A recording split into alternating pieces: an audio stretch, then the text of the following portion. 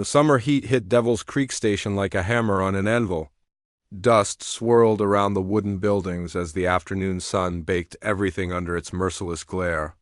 This wasn't just any trading post, it was the last stop before the wild territories, where civilization ended and the unknown began. James McKenna rode into the station with the confidence of a man who owned half the county. Standing 6 feet 4 inches tall and weighing close to 250 pounds, Big Jim was the kind of man people noticed. His weathered hands told stories of years spent working cattle under the Texas sun, and his dark eyes missed nothing. The leather of his saddle creaked as he dismounted, his boots hitting the dusty ground with authority. The station buzzed with the usual mix of travelers, traders and troublemakers. Wagon wheels groaned under heavy loads while horses stamped. Impatiently in the heat, the smell of sweat, leather, and cooking beans filled the air. Most folks kept to themselves at Devil's Creek. It was that kind of place where asking too many questions could get you into trouble. Big Jim had come to the station for supplies and information about cattle rustlers who'd been hitting ranches in the area. But as he walked toward the main building, something caught his attention. Voices were getting louder near the back of the station, and they didn't sound friendly. A group of buffalo hunters had gathered around someone, and their conversation made Big Jim's jaw tighten. These men looked like trouble, dirty clothes, wild hair, and the kind of mean look that came from too much whiskey and too little conscience. Their leader, a skinny man with tobacco stains on his beard, was waving his arms around like he was making some kind of deal. That's when Big Jim saw her. The woman sat on a wooden crate, her back straight despite everything happening around her. She looked to be in her 20s, with long black hair that caught the sunlight and dark eyes that burned with quiet fury. Her traditional Comanche dress was torn and dusty, but she wore it with dignity. Even surrounded by these rough men, she held herself like royalty. The buffalo hunters were talking about her like she wasn't even there. The skinny leader kept pointing at her while another man counted coins in his palm. Their words made Big Jim's blood boil. They were discussing what to do with her like she was a piece of property they'd found on the trail. Found her wandering around after we dealt with that Comanche camp up north, the leader was saying to anyone who'd listen. Pretty thing, ain't she? Bet she'd fetch a good price in the right place. The woman, Ayanna was her name, though Big Jim didn't know it yet, understood enough English to know what they were planning. Her hands were tied, but her spirit wasn't broken. She watched everything with sharp eyes, looking for any chance to escape or fight back. One of the younger hunters, barely old enough to shave, looked uncomfortable with the whole situation. Maybe we should just let her go, he suggested quietly. Ain't right to. Shut your mouth, boy, snapped the leader. We didn't ask for your opinion. This here's business.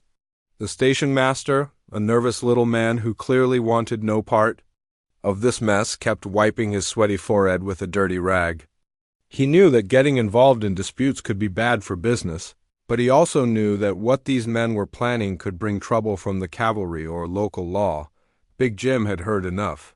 He stepped out from the shadows of the station's porch, his massive frame blocking the afternoon sun.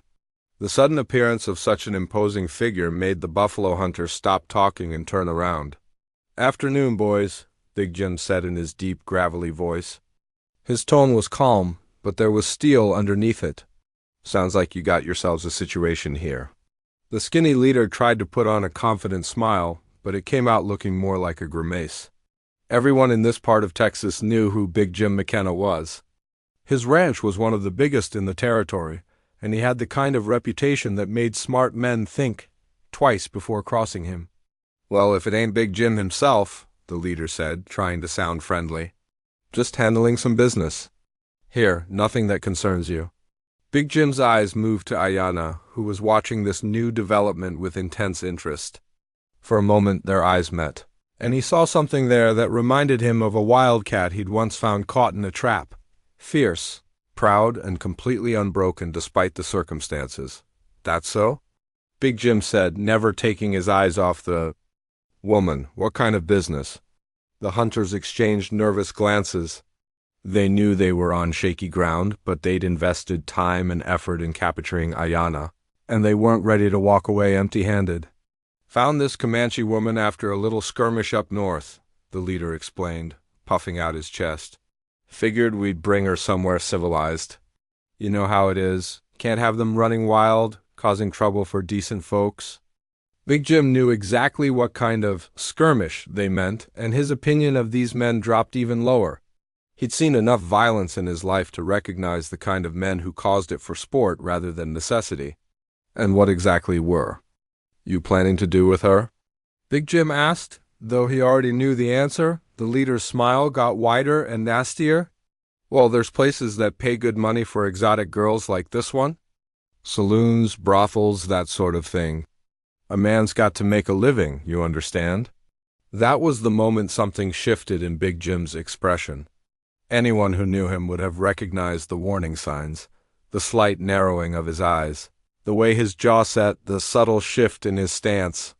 But these buffalo hunters were too busy counting their imaginary profits to notice. Big Jim reached into his jacket and pulled out a leather pouch that clinked with the sound of gold coins. The sound got everyone's attention immediately. Money had a way of making people listen, especially in a place like Devil's Creek Station.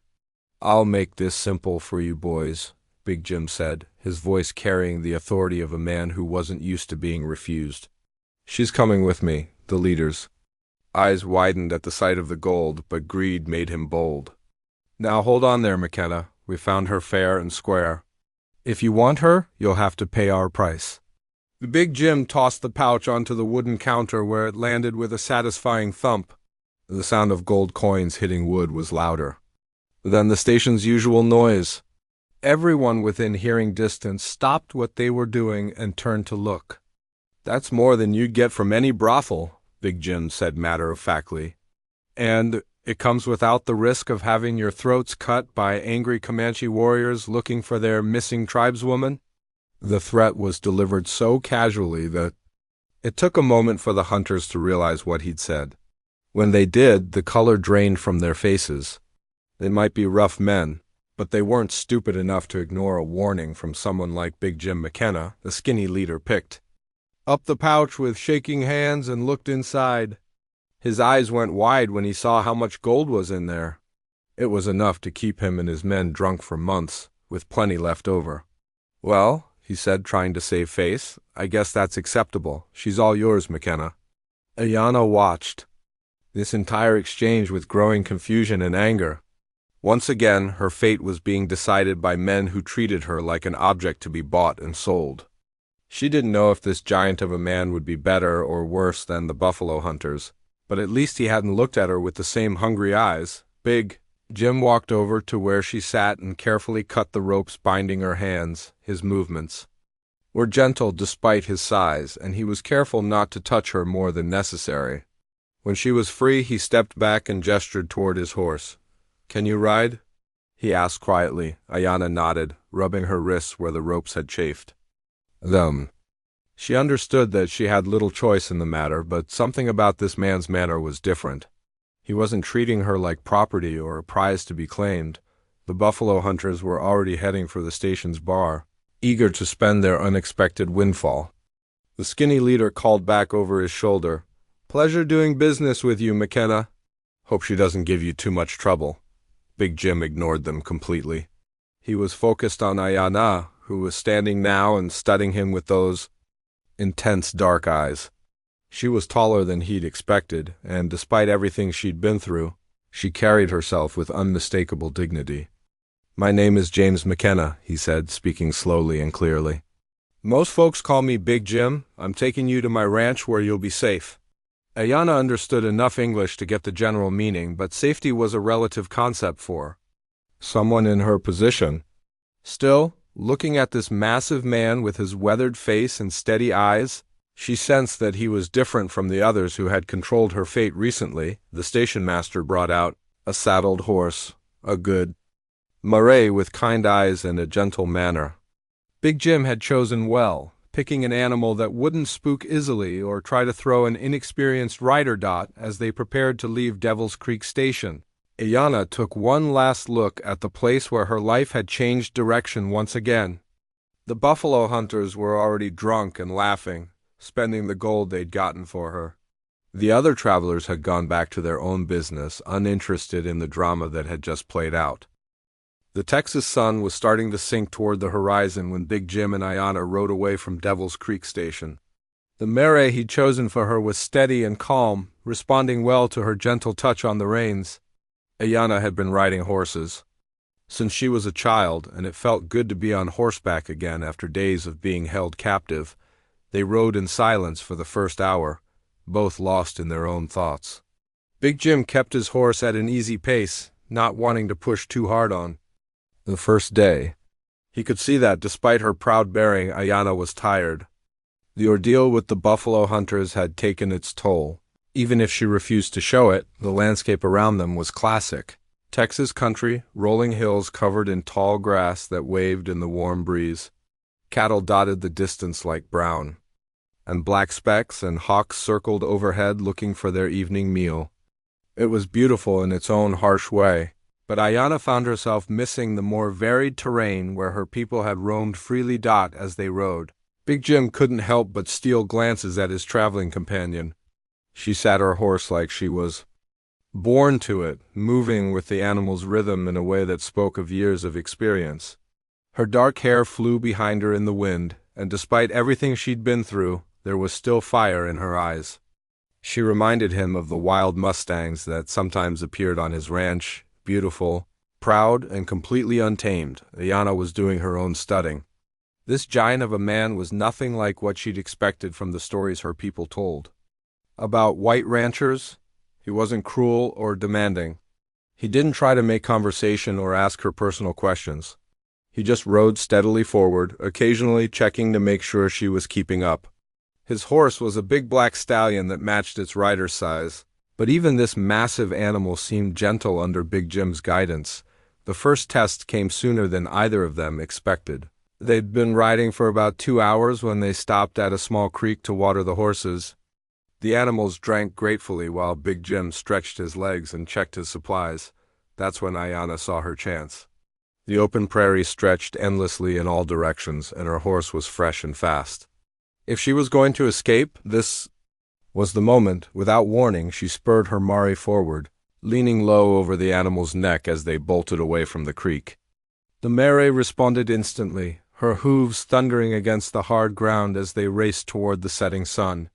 Ayana's heart pounded with excitement and hope. Maybe she could make it back to what remained of her people. Big Jim didn't shout or curse when he saw her racing away. He simply mounted his stallion and followed at a steady gallop. His horse was bigger and stronger, but he didn't push the animal to its limits. Instead, he rode parallel to Ayana's path, staying just close, enough to keep her in sight. The chase lasted nearly an hour. Ayana's mare was fast, but the constant hard riding began to tell. The horse's breathing became labored, and foam appeared around the bit. Ayana realized with sinking heart that her mount couldn't keep up this pace much longer. She had two choices: stop voluntarily or risk injuring the innocent animal beneath her. When she finally pulled up, both horses were breathing hard. Big Jim rode up beside her without saying a word about the escape attempt. Instead, he dismounted and checked both animals, making sure they hadn't been pushed too hard. His gentle care for the horses impressed Ayana despite herself.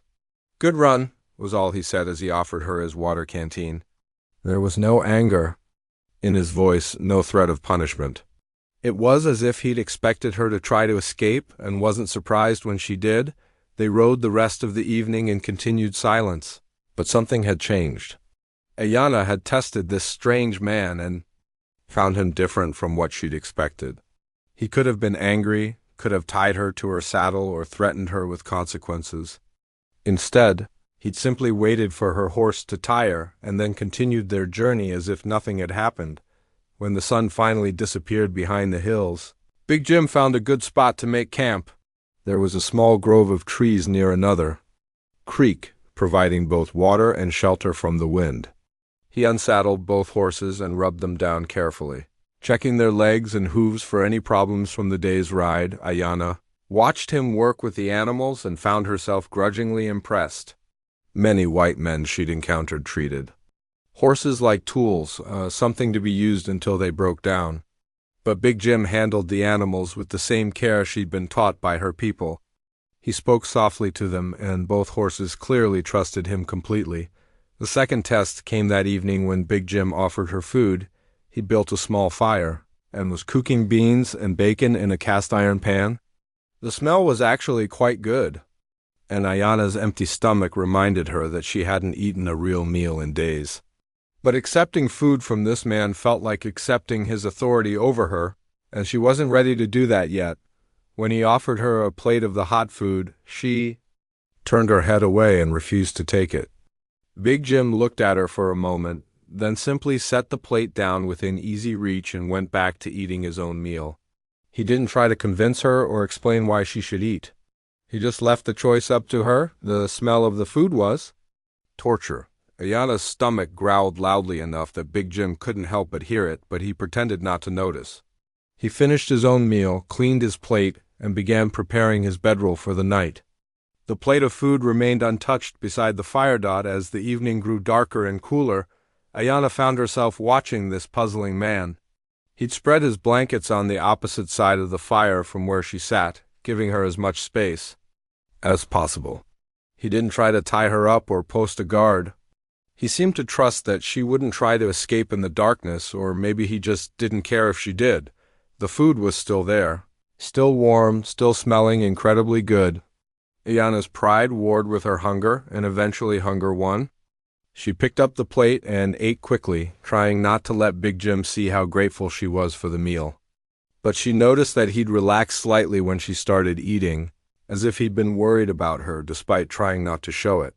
The second day of travel brought different challenges. The weather was even hotter, and the landscape seemed to stretch endlessly in all directions.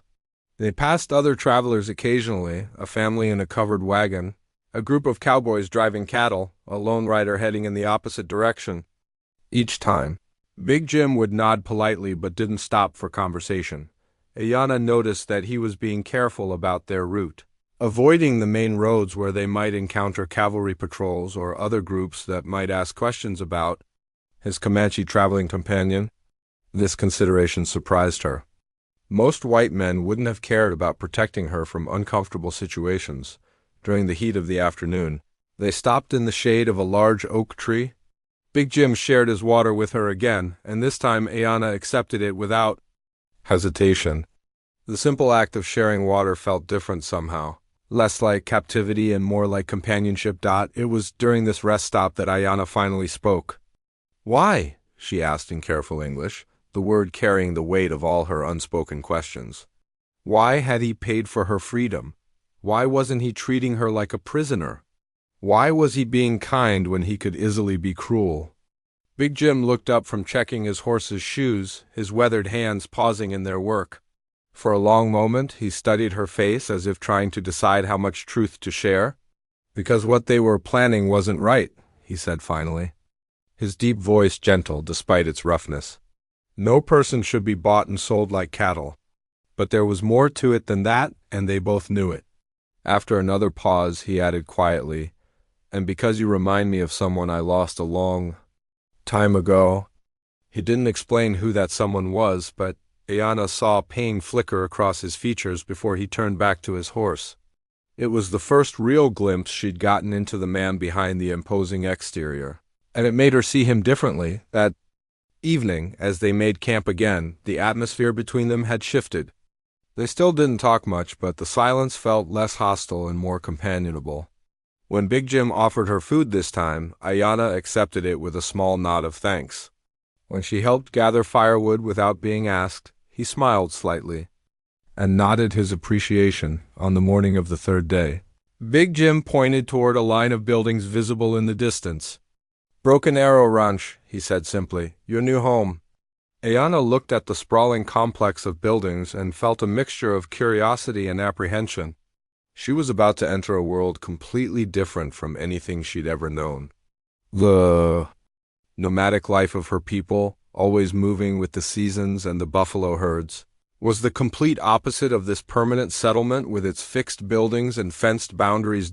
As they rode closer, she could see that it was indeed an impressive operation. The main house was large and solid-looking, built to withstand the harsh Texas weather. There were several barns, corrals full of horses, and pastures stretching as far as the eye could see. Cattle dotted the landscape, and she could see several men on horseback working with the animals. The gates of Broken Arrow Ranch opened to reveal a world that took Ayana's breath away. She had expected a simple homestead like the ones she'd seen from a distance during her people's travels. Instead, she found herself looking at what could only be described as a small town built around cattle and horses. The main house stood like a fortress against the Texas sky, its 2 stories rising proudly above everything else. Built from local timber and stone, it had a wraparound porch that seemed to invite visitors to sit and watch the endless prairie. Windows reflected the afternoon sun, and smoke curled lazily from 2 chimneys. It was larger than any building Ayana had ever been inside, but the house was just the beginning. Barns stretched in neat rows, their red paint still bright despite the harsh sun. Corrals held dozens of horses of every color, blacks, browns, paints, and chestnuts, all looking well fed and cared for. Beyond the immediate buildings, cattle dotted the landscape like scattered seeds, extending as far as the eye could see. The most surprising thing was the people. Ayana had expected to see only white ranch hands, but Big Jim's crew was as mixed as the horses in his corrals. Mexican vaqueros worked alongside former soldiers and displaced settlers. A few looked like they might have native blood themselves, though from tribes she didn't recognize. All of them stopped what they were doing to watch as Big Jim rode in. With his unexpected guest, Rodriguez, Big Jim called to a weathered man who was mending a fence. "Take care of the horses, will you?" The older Mexican man hurried over, tipping his hat respectfully. His eyes flickered to Ayana with curiosity but no hostility. "Certainly, boss. They have a good trip?" "Long enough," Big Jim replied, dismounting with a grunt. He walked over to help Ayana down from her horse, but she had already swung her leg over and dropped lightly to the ground. Her grace impressed Rodriguez, who had been around horses long enough to recognize a natural rider. Big Jim led Ayana toward the main house, aware that every eye on the ranch was following their progress. He'd known this moment would come, but that didn't make it any easier. His ranch hands were good men, but they were products of their time, and many had fought against native tribes in one conflict or another. The front door opened before they reached it, and a woman stepped onto the porch. She was middle-aged with graying hair pulled back in a practical bun, wearing a simple dress and an apron that had seen plenty of use. Her dark eyes took in the situation immediately, and Ayana could see intelligence there along with something that might have been understanding. "This is Mrs. Santos," Big Jim said quietly to Ayana. "She runs the household. Maria, this is Ayana. She be staying with us." Maria Santos had been Big Jim's housekeeper for 8 years, ever since his wife had died. She'd seen him through his darkest times and had learned not to question his decisions. But this was certainly unexpected. "Welcome," Maria said simply, her slight accent making the words sound warmer. She looked directly at Ayana, woman to woman, and seemed to approve of what she saw. "You must be tired from your journey." Ayana understood enough English to catch the meaning, and she nodded gratefully. After days of being stared at like a curiosity, it felt good to be addressed as a person inside the house. Ayana's eyes widened despite her efforts to appear unimpressed. The main room was larger than some entire lodges she'd known, with furniture that looked both comfortable and expensive. Books lined the walls, more books than she'd known existed. A stone fireplace dominated one wall and windows on 3 sides. Let in plenty of light, but it was the feeling of the place that struck her most. Despite its size, the house felt lived in and welcoming. It wasn't a display of wealth meant to intimidate visitors. It was clearly a home where someone had tried to create comfort and peace. Maria led them upstairs to a room that would have seemed like a palace to most frontier women. It had a real bed with clean sheets, a washstand with fresh water, and a window that looked out over the ranch's main corral. Most importantly, it had a door that could be closed, offering privacy Ayana hadn't experienced in weeks. "This is yours," Big Jim said, setting down the small bundle of belongings she'd managed to keep through her ordeal. "For as long as you want to stay," the phrase caught Ayana's attention. "Not for as long as I allow you to stay or until other arrangements can be made." For as long as she wanted. It was the first time anyone had given her a choice about anything in longer than she cared to remember, after Big Jim left her to settle in. Ayana stood at the window watching the activity below. Ranch hands were finishing their daily chores. As the sun began to set, horses were being led to water, cattle were settling down for the night, and smoke rose from the bunkhouse where the men would soon be having their evening meal. It was all so permanent, so structured. In her people's camps, everything could be packed up and moved within hours. Here, the buildings and fences seemed to declare that this land was claimed forever. The idea made her feel trapped, even though no one had tried to restrict her movements. The first few days at Broken Arrow Ranch were the hardest. Ayana found herself fighting against routines that seemed as foreign as the language she was still learning to understand better. Meals were served at set times in a formal dining room with chairs and tables instead of sitting around a fire. Privacy was expected and respected, but it also meant isolation from the community life she was used to. The ranch hands watched her with curiosity mixed with wariness. Some had fought in Indian wars and carried scars from those conflicts. Others had lost friends or family to raiding parties.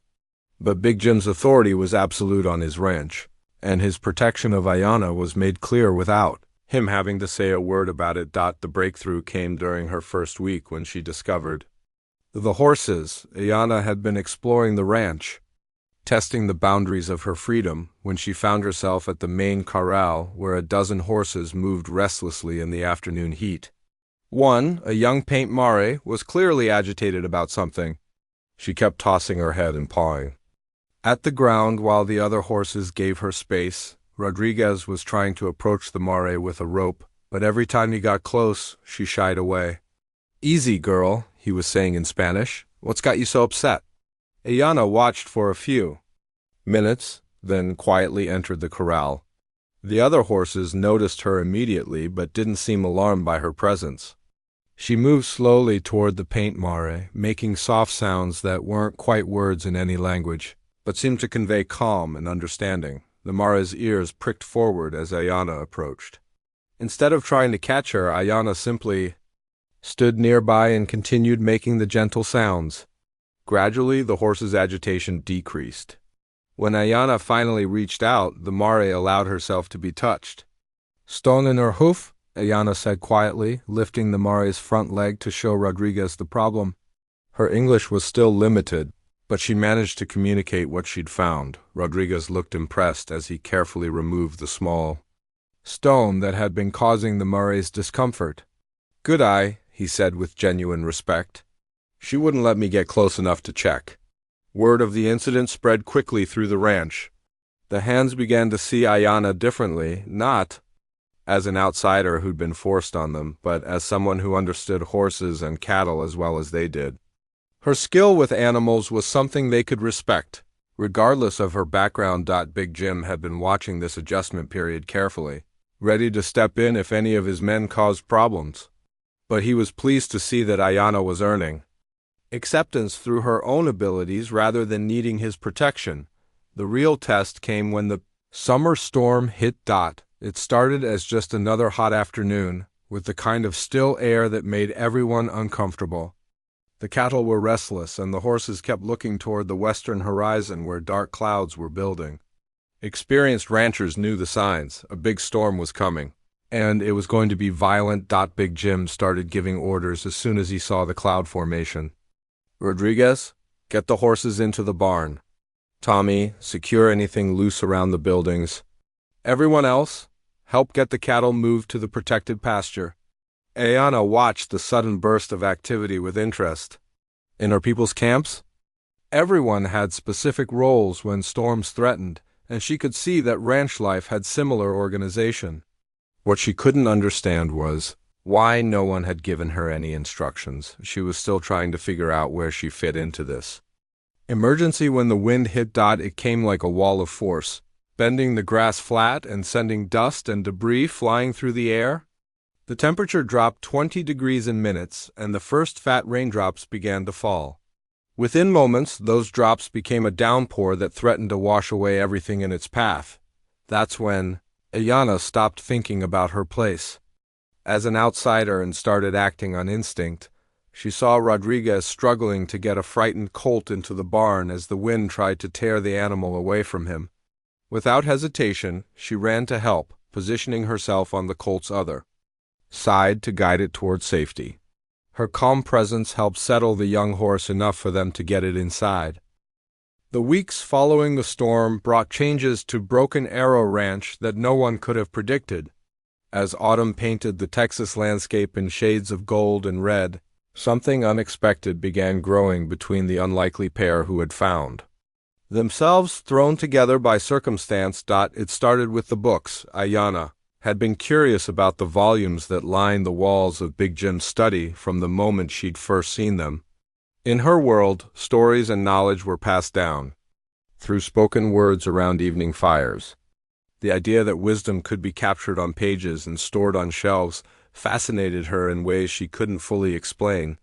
One evening, as she passed by the open door of his study, she saw Big Jim reading by lamplight.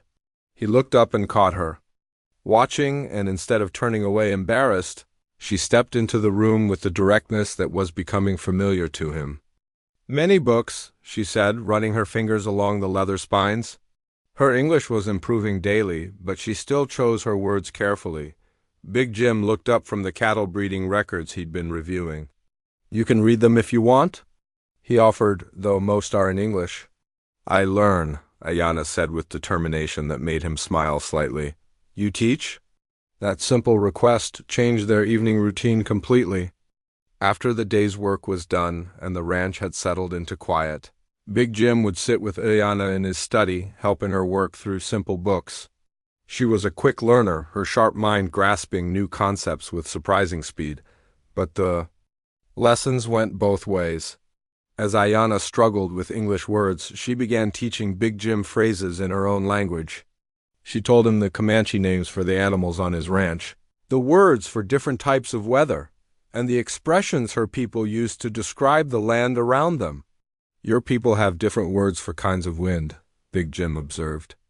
One evening, as they worked through a particularly difficult passage, 5 different words just for how the grass moves. "Wind is important," Ayana explained. "Tell you much about weather coming, about animals moving, about many things. You only have one word." Big Jim realized she was right. His language was precise about things like legal documents and cattle breeding, but it missed the subtle differences in natural phenomena that could mean life or death. To people living close to the land, these evening sessions revealed sides of both of them that others rarely saw. Big Jim, despite his reputation as a tough rancher, had been educated back east and possessed a quick intellect that he rarely had reason to display. Ayana, for her part, showed a hunger for knowledge that went far beyond simple survival skills. "You went to school?" she asked one night, looking at a diploma hanging on the wall. "University," Big Jim confirmed. "My father insisted on it before I came back to run the ranch. Said a man needed book learning as well as horse sense. Why you come back? Easy life in city." Big Jim was quiet for a long moment, staring into the fire that crackled in the stone fireplace. "This land gets into your blood," he said finally. "Once it does, nowhere else feels like home." Ayana understood that feeling better than he might have expected. Despite her initial resistance to the permanent structures and rigid routines of ranch life, she was beginning to feel something similar. The vast Texas sky, the rhythm of the seasons, the daily interaction with animals and land. It was different from her people's nomadic life. But it touched something deep inside her. Their growing understanding was tested in early October when unexpected visitors arrived at the ranch. It was Rodriguez who spotted the dust cloud first, riding in from the north pasture with urgency written all over his face. "Soldiers coming, boss," he called to Big Jim, who was working with a new horse in the main corral. "Maybe 20 of them, moving fast." Big Jim's jaw tightened as he looked toward the approaching riders. He'd been expecting this day since he'd brought Ayanna to the ranch, but that didn't make it any easier.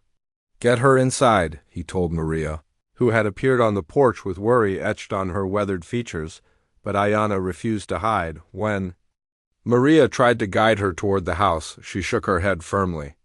"I stay," she said, her chin lifted with the pride that Big Jim had come to recognize. "Not afraid."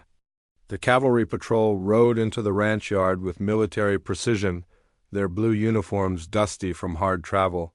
Their leader was a man in his 40s with the kind of rigid bearing that spoke of years in the service. His pale eyes surveyed the ranch with the calculating gaze of someone looking for trouble.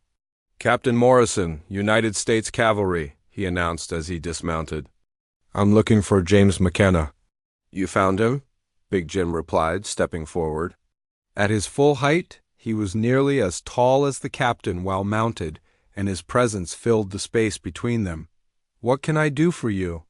Morrison's eyes had already found Ayanna, who stood on the porch with her hands clasped calmly in front of her. "I've heard reports that you're harboring a Comanche woman on your property. All Native Americans in this territory are supposed to be relocated to designated reservations. Is that so?" Big Jim's voice remained level, but there was steel underneath it. "And what law exactly requires that?" The captain's face reddened slightly. He wasn't used to civilians questioning his authority. "Federal policy clearly states." "Federal policy," Big Jim interrupted, "is one thing.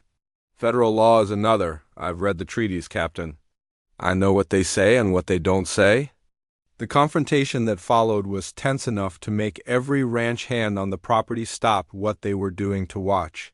Morrison had clearly expected to find a simple situation, an illegal Native American who could be removed without complications. Instead, he found himself facing a man who understood the legal complexities involved and wasn't intimidated by military authority. "She's an employee of this ranch," Big Jim continued, producing papers from his jacket. "Hired help, same as any of my other workers. Unless you have specific charges to bring against her, I don't see how her presence here concerns the cavalry." Morrison examined the documents with growing frustration. They appeared to be legitimate employment records, properly witnessed and notarized. But his orders had been clear. All Native Americans were to be relocated, regardless of their current circumstances.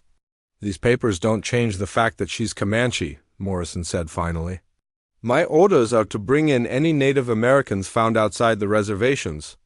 "Then you'll need to arrest me too," came a voice from behind him. Everyone turned to see Maria Santos stepping forward, her usually gentle demeanor replaced by something much harder.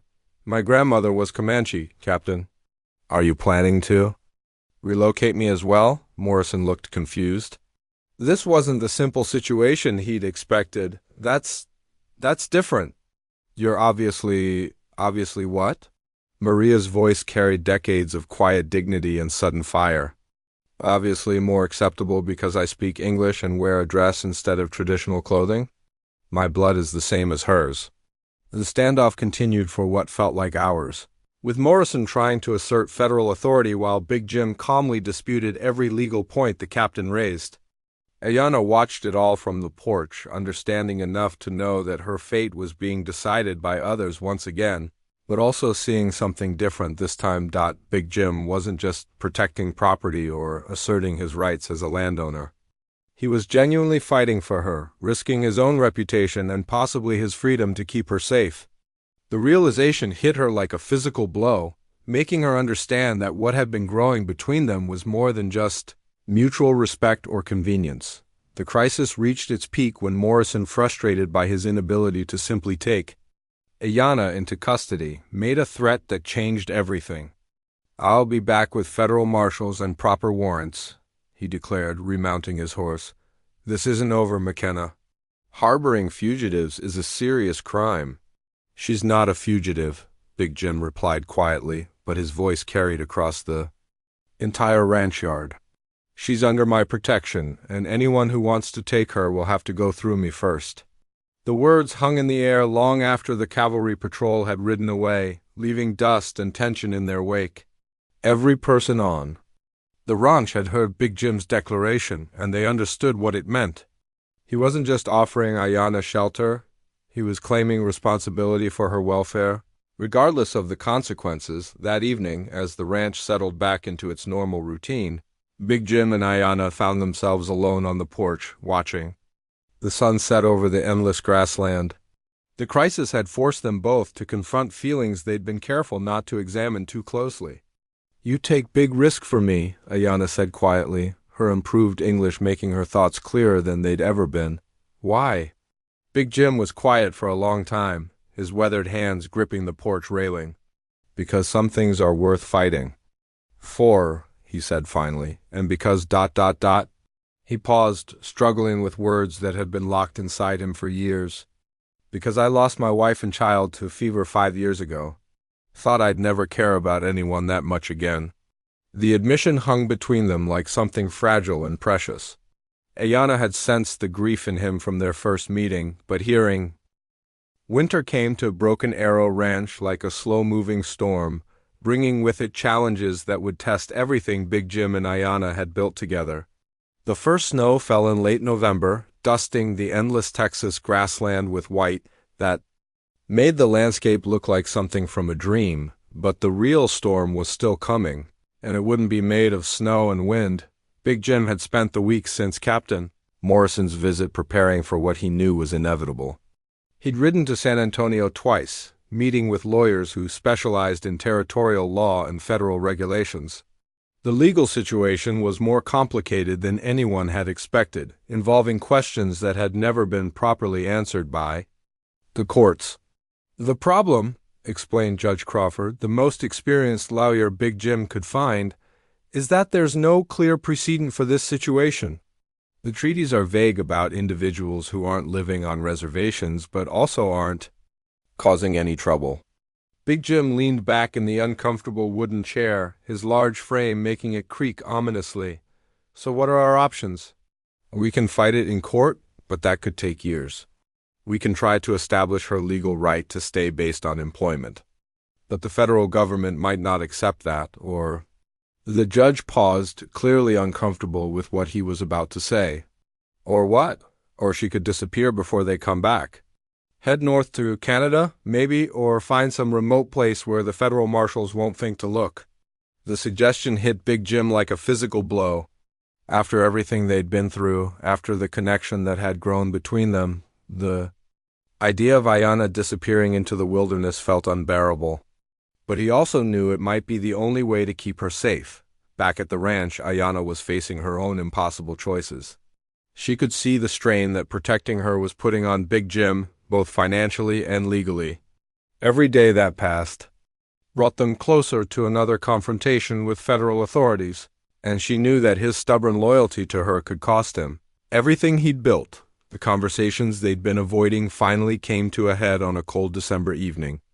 As they sat by the fire in his study, snow was falling steadily outside, and the wind howled around the sturdy walls of the ranch house. "Maybe I should go," Ayana said suddenly, her words cutting through the comfortable silence they'd been sharing. "Before soldiers come back." Jim looked up from the book he'd been reading, his dark eyes immediately focusing on her face. "Go where?" "North, maybe. Find what left of my people, or—" She hesitated, struggling with words that felt too heavy for any language. "Maybe better if I just disappear. You have good life here." "I bring only trouble?" The suggestion made Big Jim's jaw tighten in the way she'd learned to recognize. "Is that what you want?" "To leave?" Ayana stared into the fire, watching the flames dance and shift like living things. The honest answer was complicated. Part of her missed the nomadic life of her people, the freedom to move with the seasons and follow the ancient patterns her ancestors had established. But another part of her had found something at Broken Arrow Ranch that she'd never expected to find, a sense of belonging that went deeper than just having a place to sleep. "I want ... She began, then stopped, frustrated by the limitations of her English. "I want to stay, but I want you safe too. Not lose everything because of me." That admission hung between them like a bridge neither had been sure they were ready to cross. Big Jim set down his book and moved to the chair beside hers. his presence filling the space in a way that had become comforting rather than intimidating. "Let me worry about my own safety," he said quietly. "The question is what you really want, not what you think is best for everyone else." Before Ayana could answer, they heard horses approaching the ranch at speed. It was late for visitors, and the weather made travel dangerous. Big Jim was already reaching for the rifle he kept by the door when Rodriguez's voice called out from the yard, "Boss, federal marshals coming." Maybe an hour behind me. The moment they'd been preparing for had finally arrived. Big Jim felt a cold calm settle over him as he began making rapid decisions. "Get the papers from my desk," he told Ayana. "The ones Judge Crawford prepared. And wake Maria. We might need her testimony." But Ayana wasn't moving.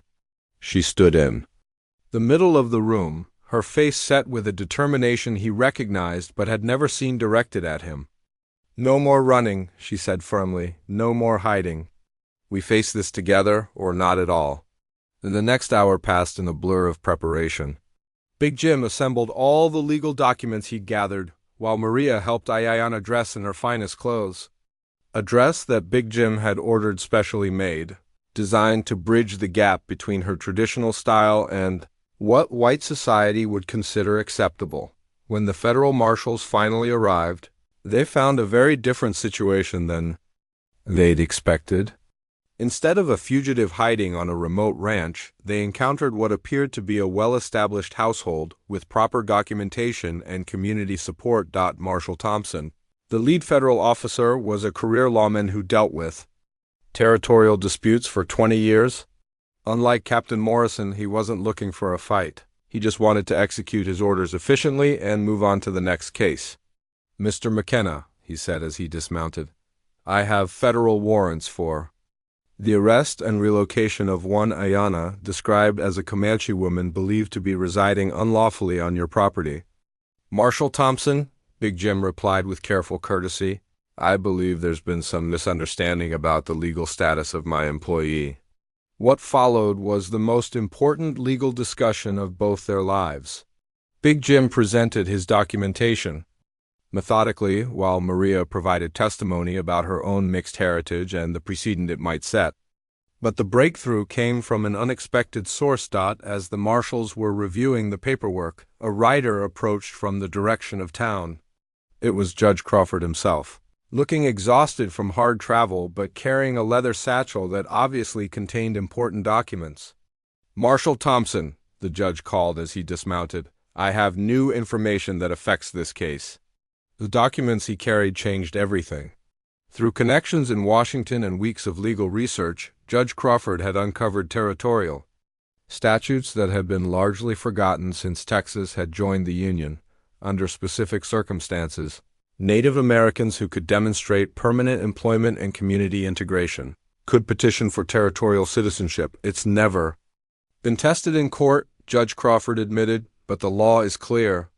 If Ms. Ayana can show that she's been gainfully employed for more than 6 months and has the support of her local community, she has the right to remain." The testimony that followed revealed how thoroughly Ayana had become part of the ranch community. Rodriguez spoke about her skill with horses and her willingness to work during emergencies. Other ranch hands testified about her contributions during the summer storm and her daily help with the cattle. Even the local doctor, who had treated a sick ranch hand with Ayana's assistance, had ridden out to speak on her behalf. But the most powerful testimony came from Maria Santos. "My grandmother was Comanche," she said, standing straight and proud despite her 60 years. "She married my grandfather, a Mexican vaquero, and they built a life together that honored both their traditions. Their children were accepted in the community because they proved their worth through their actions, not their bloodline." Maria turned to look directly at Ayana, and her voice carried the weight of family history and cultural understanding. "This young woman has done the same thing. She's earned her place here through her own efforts, and she deserves the same chance my grandmother had, the chance to choose her own future." The legal process that followed took 3 days of hearings, document reviews, and testimonials. During that time, Ayana and Big Jim found themselves in a strange, suspended state. not knowing whether their life together would continue or be torn apart by federal law on the final evening. As they waited for Marshal Thompson's decision, they walked together across the ranch they'd both come to love. The winter landscape was harsh but beautiful, with snow covering the grassland and stars brilliant in the clear sky. "Whatever happens," Big Jim said, as they paused by the main corral where it had all begun, "I want you to know that meeting you changed everything for me. I thought I was done with caring about anyone, done with hoping for anything beyond just getting through each day." Ayanna looked up at him, this giant of a man who had risked everything to protect her. "For me too," she said simply. "I thought my life was over when those hunters captured me, but maybe sometimes ending is really beginning." The next morning brought Marshal Thompson's decision. Standing in the main room of the ranch house, with all the legal paperwork spread across Big Jim's dining table, he delivered the ruling that would determine their future. Based on the evidence presented and the territorial statutes cited by Judge Crawford, I'm recommending that Ayanna McKenna, yes, McKenna, as the marriage certificate filed yesterday makes clear, be granted territorial citizenship with all the rights and protections that entails. The marriage ceremony had been small and simple, performed by Judge Crawford in his capacity as a territorial magistrate. Maria had served as